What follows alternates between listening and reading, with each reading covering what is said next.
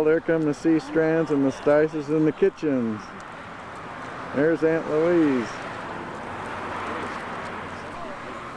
Grandma Stice lived in that building then. That's right. She did, upstairs. For 11 years. Right over here, we're going to have the ribbon cutting ceremony in just a moment. So if you want to gather around over here, and we'll get everybody out and we'll take care of this. Everybody's playing. Let me get in front of people. A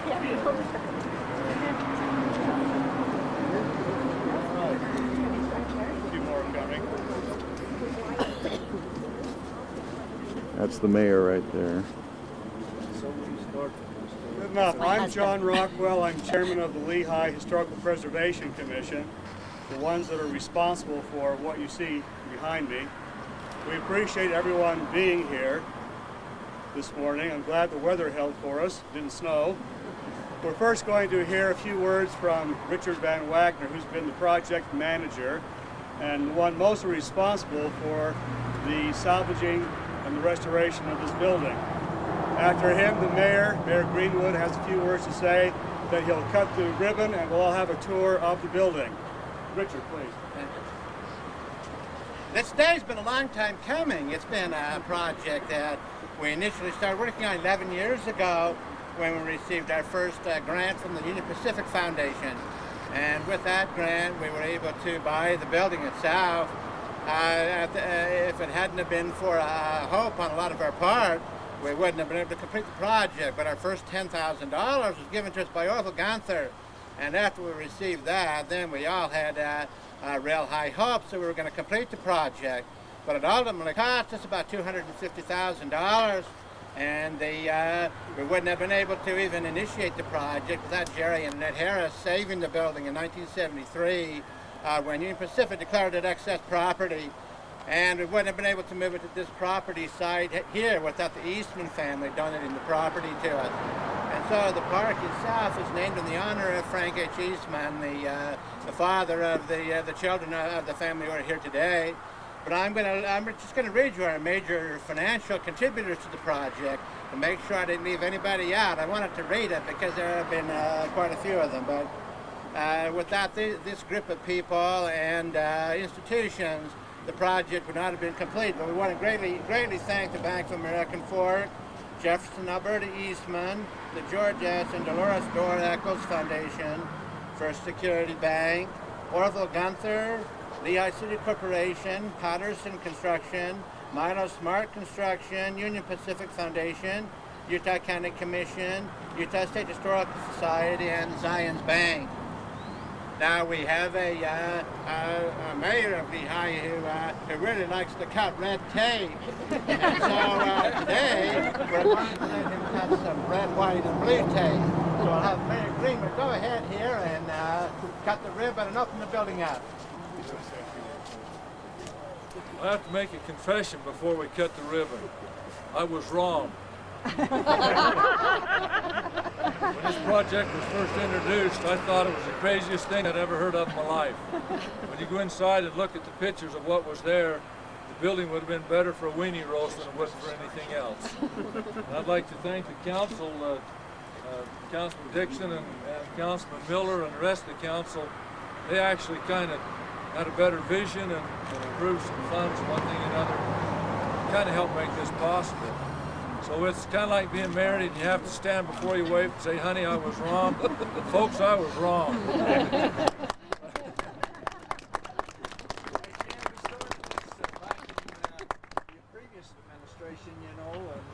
You were wrong too. They had a great vision for this thing, and I'm proud that it's come to fruition and it's going to be an important part of our history and community. Actually, I agree, and that's the good thing about being wrong and being able to stand here and admit it. But I'd like to thank all of those who did have the vision and the work that's gone into it. Actually, this place has been done almost twice. It was to this point once before, and then when they were sanding the floors upstairs, there was a spark, got down in between the floors and started it on fire. So I was almost got my weenie roll. But I mean, wishes only go so far, I guess. But at any rate, there's been a tremendous amount of effort and expense. One thing got into it, but I think it's going to be really an asset to the community and what do I say about heritage? I mean, it's something that should be preserved, and I'm glad that it has been. And thank you for those who put up the effort to do it, the Eastmans for donating the property, for all those who had any part of it all. I thank you very much for the city. And I hope these scissors cut. Hey, Mayor, I'd like you to meet Mrs. Stice down here and her family. And Mrs. Stice and her husband were the agents here early on. No, that's not right. My father was a little boy. Oh, okay. It's our grandparents that were Your grandmother? Our Okay. grandparents. Okay. But this is the Stice family. So They're here to, and they live, I mean, their parents lived upstairs all right. and ran the station. You remember coming here as a girl, I'm sure. All right, let's see if these will cut. And if they don't, who's got an extra pair of scissors? Hey, anybody? All right. Yay! We would like you to enter this door here. Do all the things you'd like to. The exit over on this side over here, if you would please. You have the stairs here, the wheelchair ramp over there.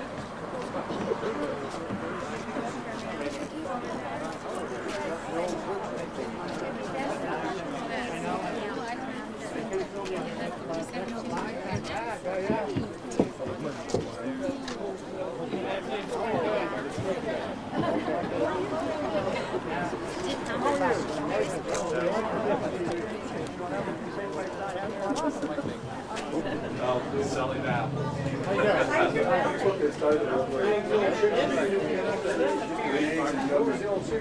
It was down there by the mill. That was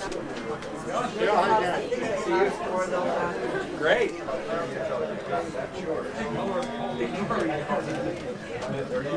No, I'm not with them.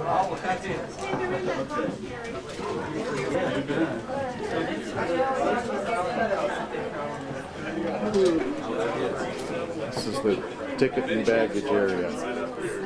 About exterior there, it's still about 90% there.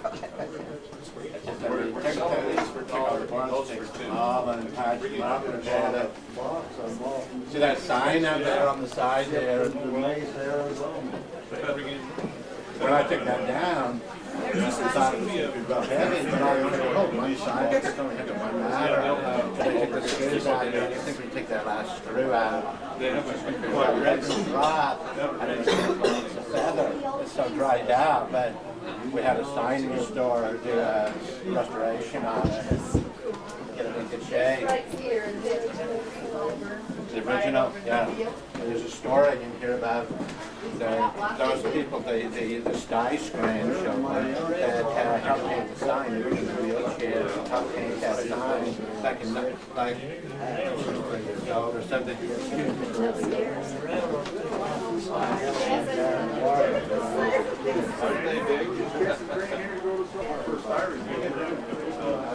Great job.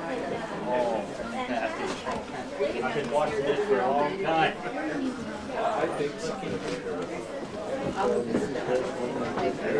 Coming in now. I'm on the historical station. I'm on the city council for history. They went straight up. It was just a long piece. I thought it was hard to display something like that. So we had that. We never thought this floor, because it was never level. We never. She married, let's see, my grandparents lived here, and my father was a little baby, a year old. And she married my father. This is your mother? Yes. It was long past when she was my dad.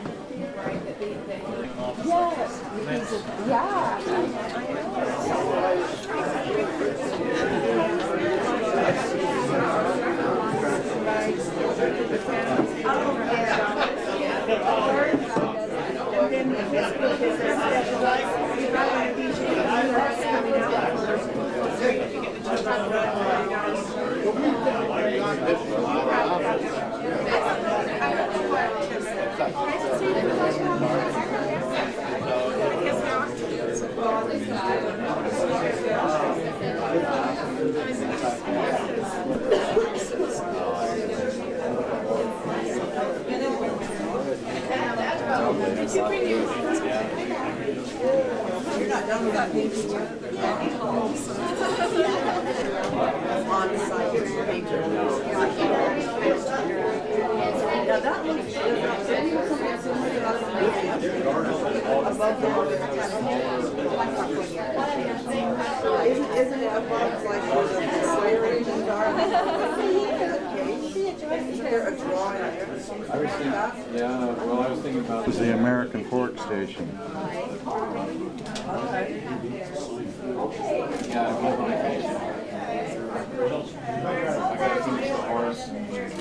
This was the Pleasant Grove Station, I think. No, wait, this is still the American Pork Station. Back then.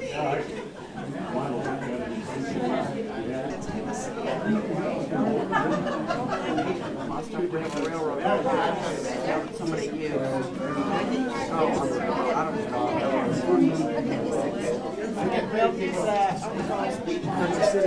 On that Pacific Avenue. Yeah, but I can't.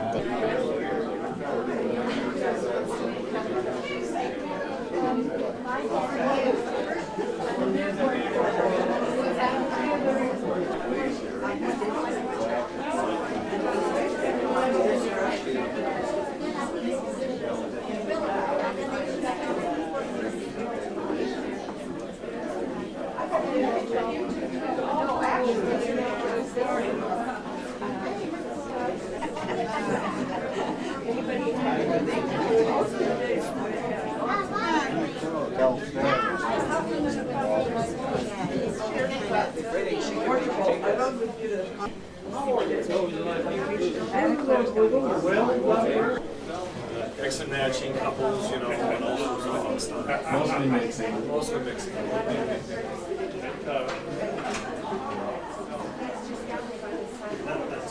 Gordon Reynolds has, you know Gordon, did you meet him? I don't know.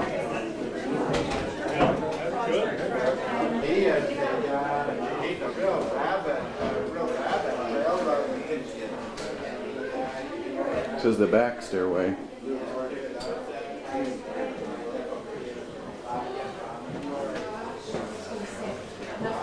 Yeah, I knew a little there. He rode his horse out there on that canal. Selling for 300. So Francis paid him 300. I was sitting up on the canal back. One of the bedrooms on the east side, I guess.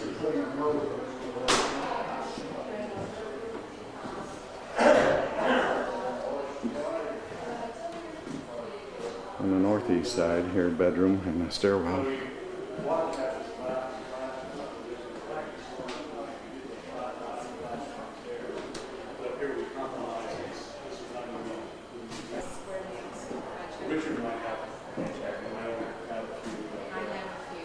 Doors and around the windows, and so we had to match it right down to the wood. Rather than using pine, we had to use fir. No, that's okay. I want live people in here. Makes it more interesting. And the lights, what kind, they would have had... Well, they would have had, you know, little lanterns. How soon did the lights come? This was in 1870? This was 1872 when the building was finished. Okay. But we just wanted to find something that would somewhat match the decor we have, and it works. Good job, you bet, it does. So now I think we should have moved right in here. This is We've all been debating, how can I make this my greenhouse? Yes. And would it work? This is where my mother was born. So, yeah, this is a master bedroom. Is that right? This was the master bedroom. Yes. We get pictures in here with you and with everybody That's else. such a common interest. Actually, we get one better. We see more of each other when we're divorced and married. This is the distance that they had between the floors up here. I saw this building when it was over on the original lot, and I knew from going away. Are you going to be able to, like, when someone goes through it, they're going to learn the process Yeah, of how all of this that's what we hope to came do. about? When's it going to be open, John? But we haven't worked that part out yet. You'll want to know that this desk came with the building. Isn't that so? It did? That's wonderful. That's the original. That's, I don't know if it was, And so is that hand truck. That was that was the original building. too, part of the building. Oh, oops. Wonderful. I can imagine. Yeah. Yeah. We still collecting money. He wants to donate Yes. to the Statue. Yes. Yes. Check down to you. I wish. They took the tickets and Let took me the baggage. give you, well, I think, and he wanted me to bring Baggage you card. some information. So, are you ready to go? Well, that's what they do. Yeah. Spikes, huh? Well, they drag those spikes in with a big hammer. When they pull them out, they have to use a tool like that to You'd pull be them out. really good to be a guide.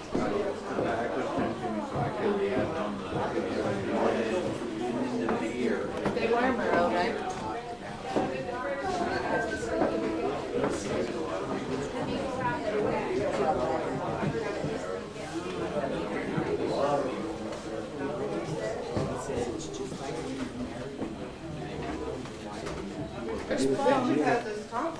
Oh, yeah? Yeah, I saw him. They had an old elevator that operated on with water. To raise I don't know what they're going to do. Quite a piece of it. Might as well ask her to pieces right there. Said she was home last month, but I bet she went back to bed. Look at that. Have you seen that in the beginning? He's kind of a no-nonsense person. He doesn't like, he's not like, The old, a lot of BS and laugh. He's just a businessman. And I'm not really eager, but Tucker says this is good. oh, did you want him? You can have him. Treasure. Who is he? He's Nelda's son. Nelda's wife. Yeah, they weren't here. His wife sells Avon, so I guess he's This was like Mrs. Stice. She was in my ward when I was a boy growing up, and our scouts used to go down and help take care of her yard. But he had died, long before that. But see, they were here. I remember it was 1904 to 1970. Anyway, there's involvement with the buildings and things here. actually Jenny's birthday. It's the next night. So when you get a chance, we'll sit down and read it, then we'll keep it here. But anyway, they were, and they're all railroad men, had to be telegraphers, of course, because that's how they did all their business. So when that story in the paper this morning, that was about that family, but when he met his, his wife to be, he said, what's your name? And she said, Alice. I said, would you like me to tap that out for you? And when he was looking, that's about the cabinets that are right in there. That's about the time that they were put in the building, which was about 1904 to 1917. And when we were doing the hardware, we turned the hardware around with Jefferson Storing, and it says on the back of that hardware, it says patented 10th of June, 1890. So the cabinets were put together sometime shortly after that. But about the time that his grandfather was the station master, that was the real golden era of rural development in the country. It's when it was really expanding with industrial expansion. And so the rails were being built up, and the building was being expanded. Those cabinets in there, Don, those are the original telegraph cabinets. I know, that's great. I forgot to tell you that. Yeah. You knew that, No, I didn't know they were original. Yeah, they were over in the office there, in the office part of the building, and then so the only thing in the building when Jerry and Annette got the building, they took it and they had it over. It was just stored outdoors all these years, but then we bought those last summer from them, and then two of our workers restored them back. They look great. They've done a good job. But could you hear what I was saying about the hardware on the doors? Yeah, it was 1890. Yeah, 1890 on the hardware, so that we approximately dates for us that I had figured the cabinets were probably developed about the turn of the century. And so then that hardware on the back. That was the kind he used. Yeah, it confirmed that. But, Yeah. But it was, that would have been the exact, when he was sitting at his telegraph key and putting the telegrams there, that would have been exact. Yeah, exact. Wow. That's a nice time. You've done a wonderful, wonderful, wonderful job of this. This is beautiful. I'm pleased with how those cabinets turned out, because if you could have seen them when we first bought them, they were swayed, about like this. Uh-huh. They've been sitting outdoors for so long, and so we had to take them like that and had to from them up. But we had to sand off about a 1/16 of an inch off the cabinet, take off the old wood that had oxidized on it, and I wasn't sure how good they would turn out because we had to pay $800 for them. I mean, he viewed that as a real, because it was an original artifact. Yeah. And it had a lot of value. In fact, I don't know if anything that we bought for the furnishings. I don't think that anything costs more than that. It's probably the most expensive item that we bought. Did you bring your check? Did you bring your check? Your Brigham Young check? Oh, the Brigham Young check. Yeah. Did you bring that? No, but I have the replica over here. Oh, where is it? Which one is it? We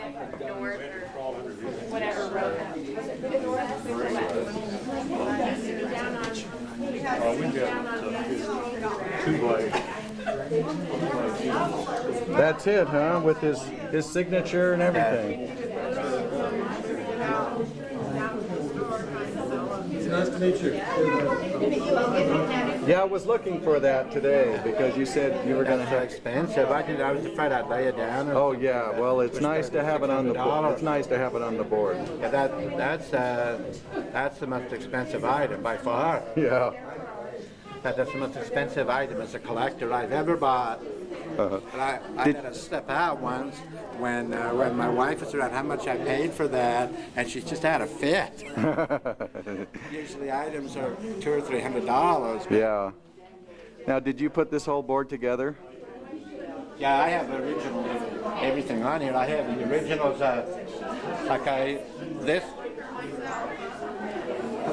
this and about 2 or 3 other items when Jerry and Annette bought the building and they moved it. They found that underneath the building. And so it had some oil stain on the side there.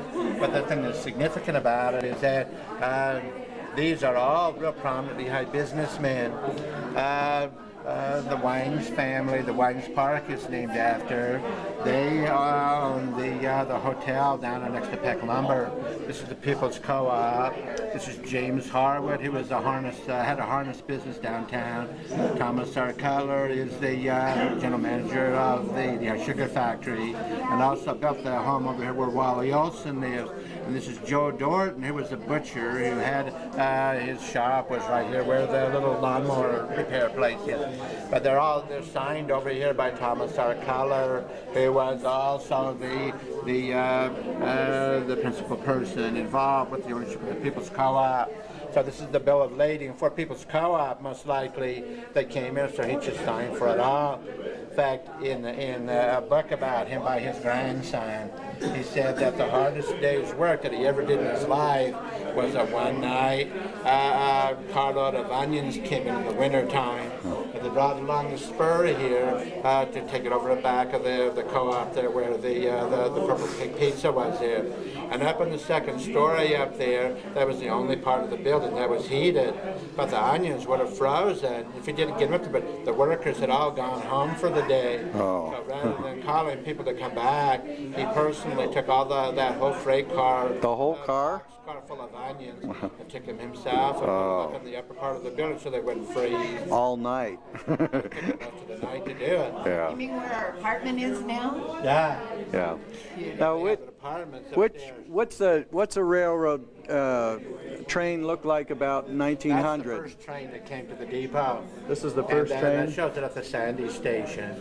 But that's the first train that came here. And this American Fork station down here? Okay, this is the American Fork Depot here in 1888. And this is when it was the Utah Central Railway, but that's the American Fork Depot. That's the steeple of the Presbyterian Church there. Okay. And it's looking to the west. And this is where the American Fork Railroad took off and went up to American Fork Canyon. Uh-huh.